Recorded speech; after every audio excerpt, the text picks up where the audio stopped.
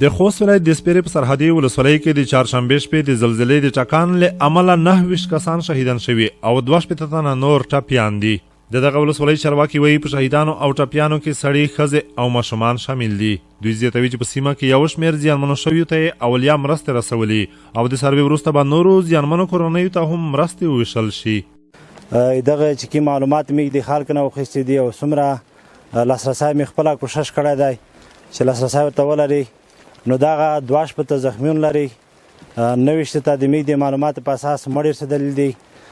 دا سره کم ته سبون د 1500 کورنۍ چې دا کیرینه زیانمن شوي دي. د زلزلې له امله زیانمن شوي او ټپیان وایي زلزلې د سپیرې ولسوالۍ د میر څپر، افغان دوبۍ، پڅمیله او سرامیله سیمې ځپلي چې د ځاني زیان ترڅنګ شاوخوا 1500 کورونه هم نړېدلي. د دوی په خبره چې بیړنیو مرستو ته اړتیا لري. بس د شپې په 2 بجې داسې زلزله وشوه، ټولې ودانۍ ویجاړې شولې، تنمیر دغه سو په شنه اسمونه او تندرونه راوتل، کمر را وغورځېدل او د میشو د مدرسې کې 2.5 وړکي وي، دا هر څه د درس نه ووتل او میش ته اسلامي امارت نه د ټول وطن نه دغه درخواست دی چې میش سره د مرسته وکړو او میش دغه په شنو لاسمان لاندې پرته یې په خیمه کې یې وتشي او دراکو نشته.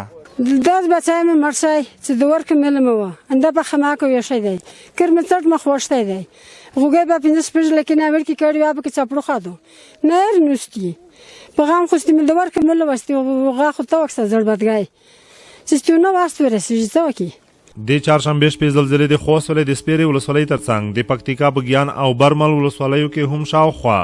2500 کسانو ته مرګ ژوبله اړولي چې د افغانستان اسلامي امارت د رئیس الوزرا ملا محمد حسن اخوند په مشرۍ د عاجلو مرستو په موخه ځانګړې غونډه کې له زیانمنو کورنیو سره د ژورې همدردۍ او تسلیت څرګندولو ترڅنګ زیانمنو ته د رسیدګۍ لپاره د 1 میلیارډ افغانیو نغدي مرسته هم منظوره کړې.